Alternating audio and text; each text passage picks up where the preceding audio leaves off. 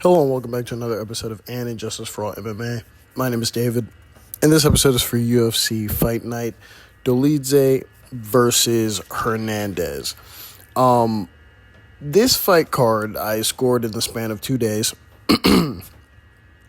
and overall it was a pretty entertaining fight night. The main event served to be something great.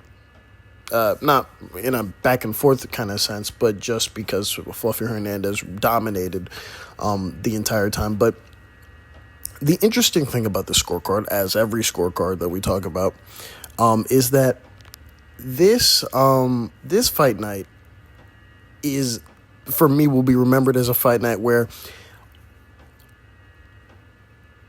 the majority of the scorecards that ended in a decision were just poorly scored.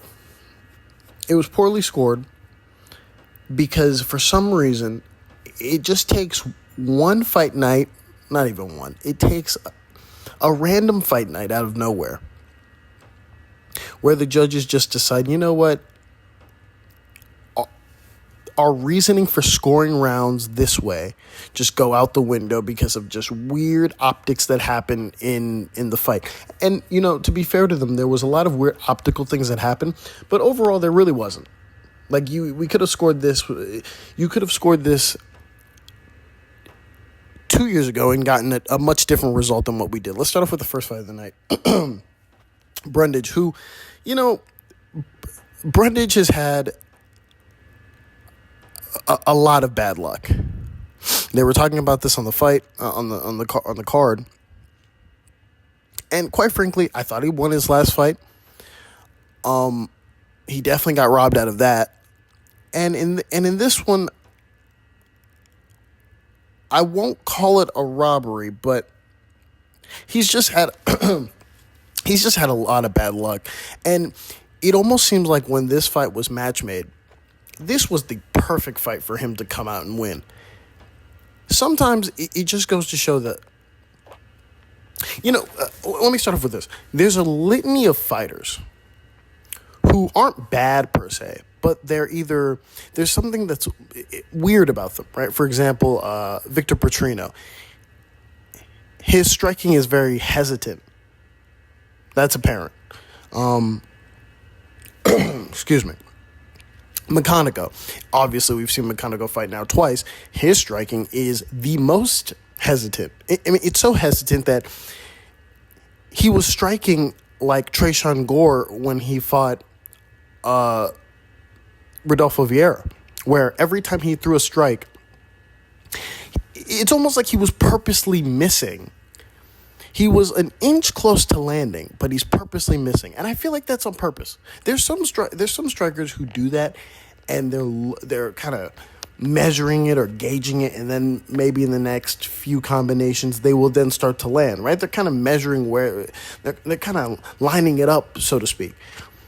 McConico and Gore are almost purposely not trying to land. And excuse me.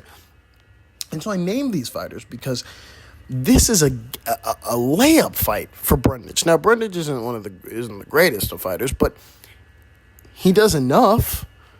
And for some reason, he got given the wrong. He just, in my opinion, he just got given the wrong decision.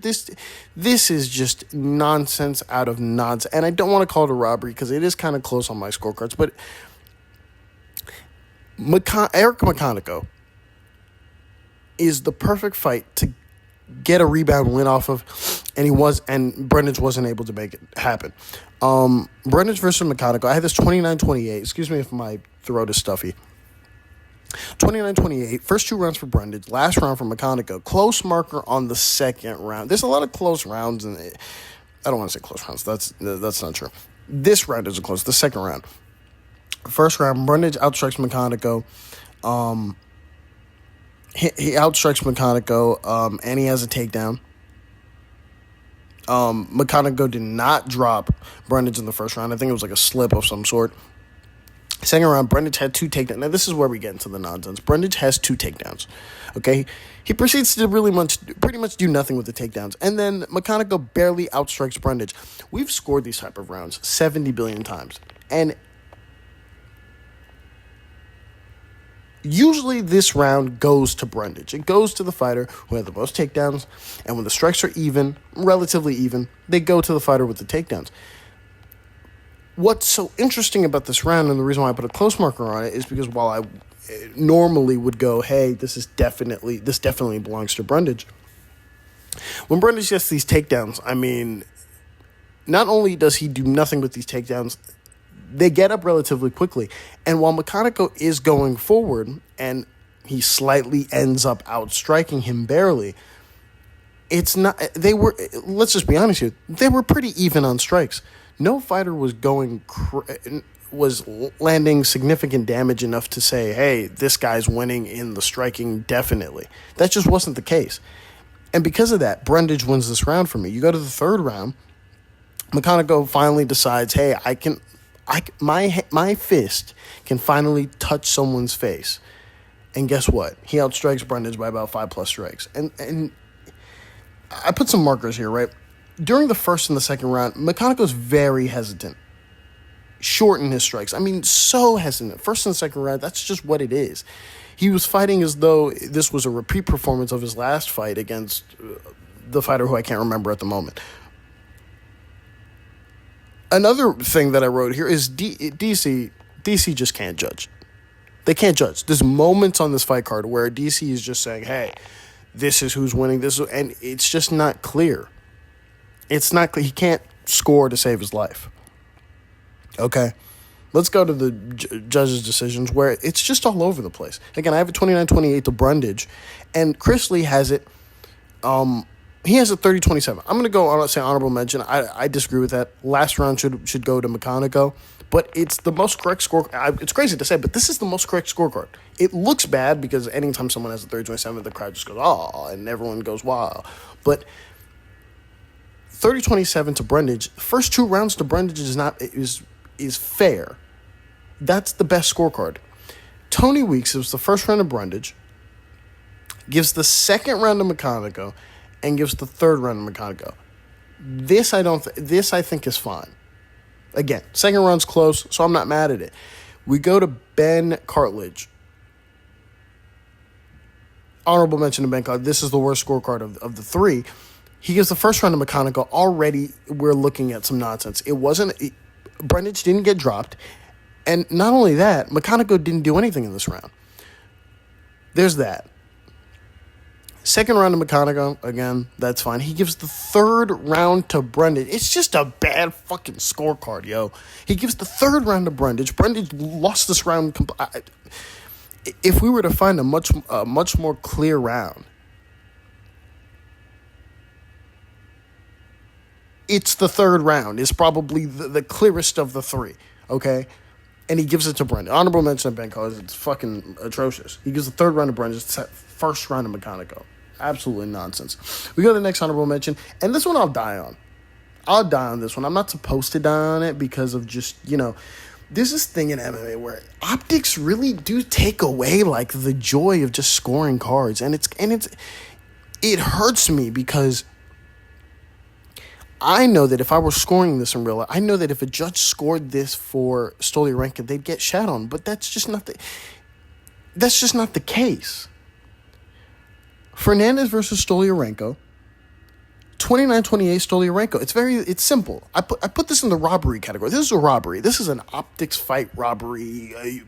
Put it any way you want to. Okay? Let me just talk about the overall scope of the fight. Fernandes lands a strike that cuts Stoliarenko. And from then on, Stoliarenko has a cut on her face that looks so bad that it then makes it seem as though she's lost the rest of the 2 rounds. That's really what this is. Let's not lie here. Stoliarenko, let me just go through it. 29-28. Stoliarenko. First round for Fernandes, okay? Fernandes outstrikes Stoliarenko by about 5 strikes. Cool. You go to the second round. Stoliarenko is outstriking Fernandes. I need you to understand something. Stoliarenko is pushing the pace on Fernandes. She's outstriking Fernandes. Fernandes will occasionally land a strike on Stoliarenko. But because she has a giant gash on her face, it's like, oh, well, I guess Fernandes won. Fernandes is point fighting while moving backwards, but she's still losing. She's still getting outstruck. And for some reason, the judges just decide, fuck it, we don't care. It doesn't matter. Your face is bleeding. Third round, Stoliarenko, again, is doing the same thing she did in the second round, and she's outstriking, this time by a much less margin. 3 to 4 strikes, really. In the second round, it was 4 to 5 strikes. In the third round, it's 3 to 4 strikes. And I'm looking at the judges' scorecards, at least on 2 of them. 2 of them decide, yeah, she won the third round, but they don't decide that she won the second round. We'll go to the judges' scorecards. I'm too heated. Eric Coloni, first of all, honorable mention to all 3. I think all 3 scorecards are wrong. They're wrong, and I'll stand on this scorecard. I watched it, and I told myself, no. Stoliarenko won. It just optically looks bad. And we've had fights that look bad optically and were scored to the correct person. But for some reason, judges are scared to do that anymore. They're just scared to do that, and it's bad. It's bad for MMA, and it hurts so bad. It hurts just seeing that. Eric Coloni gives the first round to Fernandes, second round to Fernandes, last round for Stoliarenko, honorable. But they're all honorable. It's a shit scorecard. Same with Saul Diamante. His scorecard reflects Eric Colon. And Junior Camijo, big honorable. He gives all 3 rounds to Fernandes. That's even disgusting. It's worse. Honorable mention there. I don't care. We have the next honorable mention. But before we get to honorable mention, Smith versus Kazama. Smith slammed him into oblivion. That was crazy. That was absolutely crazy. Walker versus Cerqueira. Cerqueira. Yeah, Cerqueira. I'm going to say Cerqueira. Walker versus Cerqueira. I thought Walker, if I remember correctly, beat Menifield in his last fight. They didn't give him the nod because scorecards and whatever. Excuse me, back to the Fernandes fight. DC and Dom, okay, I wrote in my notes here, they're thinking Fernandes is up. Again, it doesn't matter. I'm even talking about this. The point is clear. Whatever. Back to Walker versus Cerqueira. 30-27 to Walker. This is a 30-27.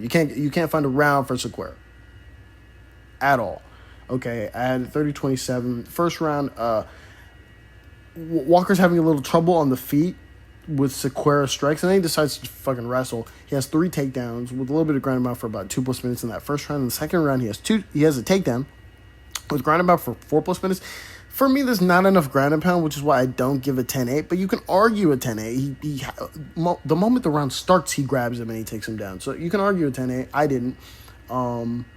Third round, Cerqueira rocks Walker, but Walker drops Cerqueira, and he has a takedown with some ground and pound for about 2+ minutes. That's where you get the 30-27. You go to the judges' scorecards. Anthony Manis, Chris Lee, both have a 30-27. Ben Carlitz has a 30-26. He gives the second round a 10-8. So there you go. Go to the next honorable mention. This was pissing me off as I'm watching. You know, sometimes you just hear commentary and you get a little mad. You know, DC and Dom, or actually credit to Dom. I know Dom gets a lot of crap for his commentary, but I'm kind of thankful that there is another person opposing the other person, as opposed to the Canelo Crawford fight.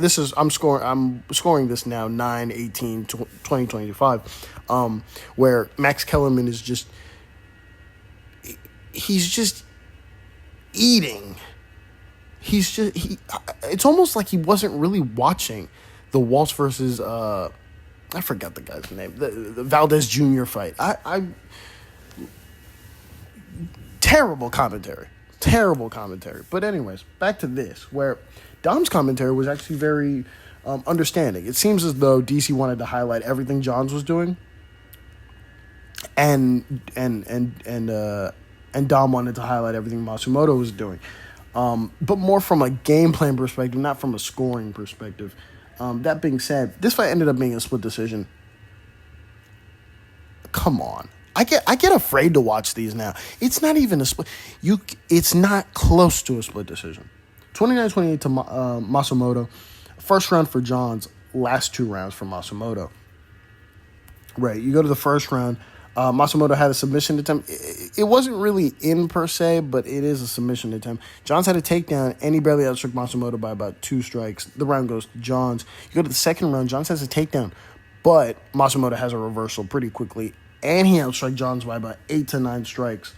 The strike numbers pop up, and they had it 28-28, and I almost wanted to break my computer screen. It's not. These strikes were not close. Matsumoto is outstriking Johns perfectly. You go to the third round. Johns has a takedown. Doesn't matter. Matsumoto outstrikes him throughout the entire round by about 13 plus strikes.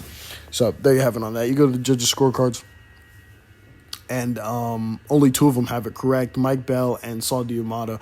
They have it 29-28 to Matsumoto. And then Ben Cartledge is just nonsense. He gives the first round. His whole scorecard's fucked up. I'm looking at it now. He gives the first round to Matsumoto.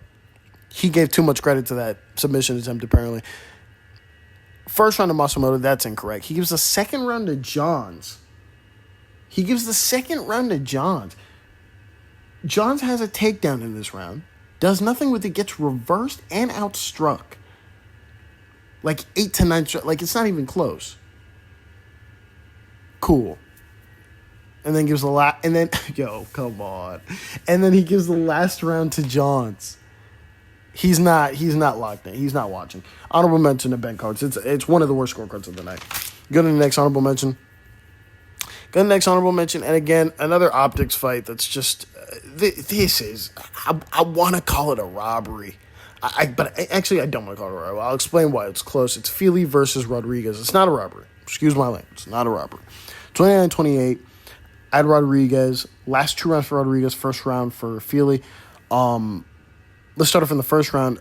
Rodriguez has a takedown to close out the round, but that doesn't matter. Fili outstrikes him by about 5 strikes. The takedown is irrelevant because he just gets it at the end, but really throughout the round, he's getting I don't want to say heavily outstruck, but he's getting outstruck pretty well by Fili. So the round belongs to Andre Fili. Second round, Rodriguez outstrikes Fili. You wouldn't tell by the commentary. You wouldn't tell by some of the optics in the fight because it's kind of jumbled up, but Rodriguez outstrikes Fili in this round, and I'm very surprised that I saw some scorecards that were like 2-0 to Fili. That's just ridiculous. They weren't watching, in my opinion. This round really fucked it up for Rodriguez. And then you go to the last round. Which is this is so wild, right? The first and the second, I think all the rounds are definite, but let's go back to the third. Fili has 3 takedowns. He proceeds to do nothing with these takedowns. In my opinion, these takedowns are irrelevant. He proceeds to do nothing with these takedowns. Not only that, every time he gets taken down, Rodriguez is slightly active on the bottom, actually landing from his back. Elbows, decent ground and pound from his back, right? Very little, but, he's doing more than Fili's doing. But let's forget about that. He outstrikes Fili on the feet in general by about 10 plus strikes. This round, in my opinion, belongs to Rodriguez. Given if the strike margin was a lot closer and Fili had some ground and pound and he had the 3 takedowns, then he wins this round. But he doesn't. Okay, and you go to the judges' scorecards, and it's just gobbledy nonsense. I just don't like it. Chris Lee, his scorecard reflects mine. I think that's the best scorecard, but whatever. Again, I put a close marker on that last round. I don't know why I did, but just to give credence to the 3 takedowns that Fili had. Again, I think they're irrelevant given that he didn't do anything with them, but I put a close marker just to be objective. I think that's the closest round. If you want to be, honest about it, that's the closest round. Second, no, even though the commentary made it seem so, and the first round, definitely not. Chris Lee's scorecard reflects mine. 29-28, last 2 rounds for Rodriguez, first round for Fili. Eric Cullen, he gives the first round to Fili. He also gives the second round to Fili as well. Honorable mention, that's nonsense. He gives the last round to Rodriguez. Okay, so he saw what I saw. And then Anthony Mass, he gives all 3 rounds to Andre Fili. Honorable mention, it's a shit scorecard. Personally, I think that Rodriguez should have won this fight, but he didn't. So we move on. We live another day. Go to the next honorable mention. I hate watching Angela Hill fights, and not because she can't fight. I think obviously she's an amazing fighter, but it's every time we bring her up on commentary, it's, hey, you know how many split decisions she's lost, and they actually don't argue them correctly. They don't say like, hey, you know how many split decisions she's lost. Like, they're kind of close, and she definitely lost some. Like, that would be an objective way to put that. Instead, it's, man, she's lost a lot of split decisions, and honestly, she won, like, all of them. That's pretty much the premise of them bringing that up, is that, wow, they were so close. Like, really, she should have gotten the nod for all of them. She should be ranked 1 or some shit. No. No. But just seeing the matchup of Lucindo versus Hill, we knew what was going to happen. 30-27 to Lucindo. You can't find a round for Angela Hill. You go to the first round where Lucindo had 2 takedowns and she outstruck Angela Hill by about 6 strikes. You go to the second round, close on strikes with the edge to Lucindo. Lucindo had a takedown to close out the round. It's close on the feet, but Lucindo gets a takedown. You go to the third round, Lucindo had a takedown with some ground and pound for about 2+ minutes, and she outstruck Hill on the feet by about 9-10 strikes. So there you have it on that one. You go to the judges' scorecards. Mike Bell, Saul D'Amato, their scorecards are correct. 30-27. Ben Carlos wants to be different and give the second round to... And you know, I won't give an honorable mention here, actually, because he gives the first round to Lucindo, last round to Lucindo. He gives the second round to Hill. And the reason why I'm not mad at this was because even when I was watching, I didn't put a close marker, but even when I was watching it, I noticed in my head, I was like, okay, the strikes are close. Lucindo gets a takedown. She's not really doing anything with it, and Hill lands a couple, maybe like 5 hits to the head while she's on the ground, right? So I'm like, okay, I mean, if you want to be nitpicky, but no one does it that way. So, you know, I'm not going to be, I'm fine with the scorecard. You go to the next honorable mention. It's Erceg versus, oh no, they did not give us the Erceg card. That is not cool, yo. Hold on. I cannot find the Erceg card. Wait a second. Wait a minute. Hold up. For some reason, I can't find... Hold on. Erceg versus Osbourne. Scorecard. Let's see if I can find these goddamn scorecards, huh? Let's see if I can find these scorecards. No, and they're still not found. What the hell? Okay, apparently.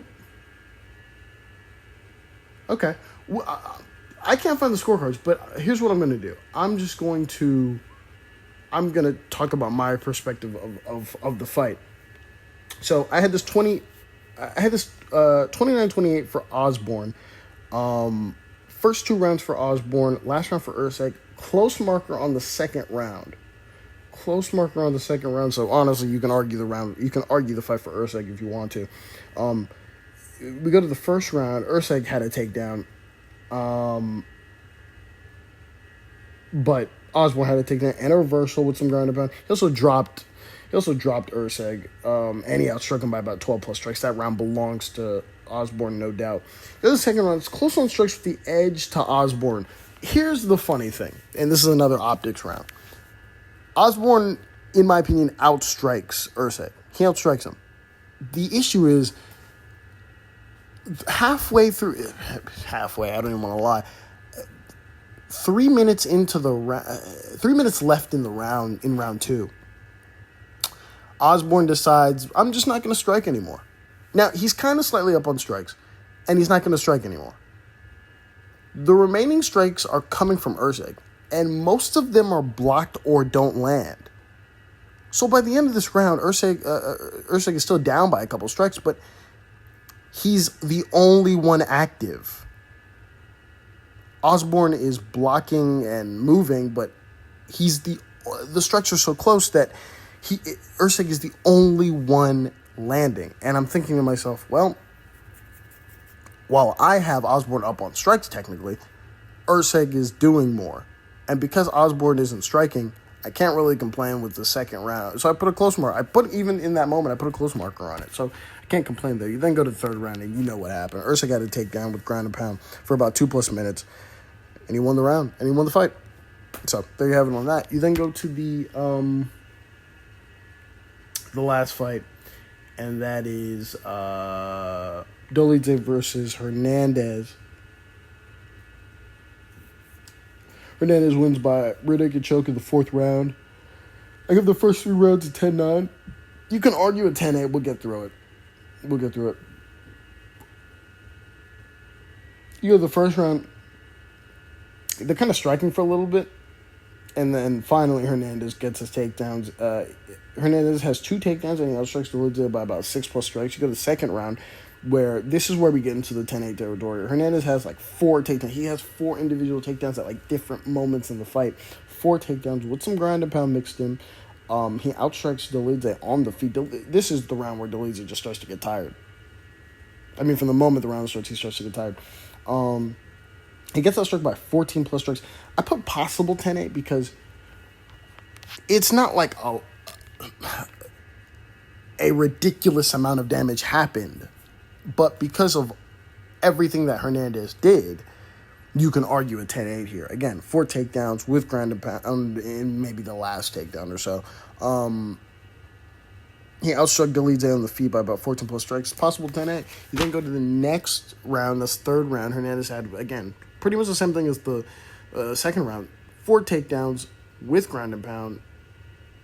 It's the optics that give out the 10-8 for me, really. But 4 takedowns with ground and pound. He outstruck Dolidze on the feet by about 15+ strikes. Possible 10-8. That's where you have it. And then the finish happens in the 4th round. You go to the judges' scorecards. And Mike Bell, Saul Diamond, their scorecards reflect mine. It's a 30-27 up until the finish. And then Chris Lee, it's a 30-26 up until the finish. And then he gives the second round a 10-8. So I'm not mad at that. So yeah, that's all I got. Thank you all for listening. And on to the next one. God bless. Thank you.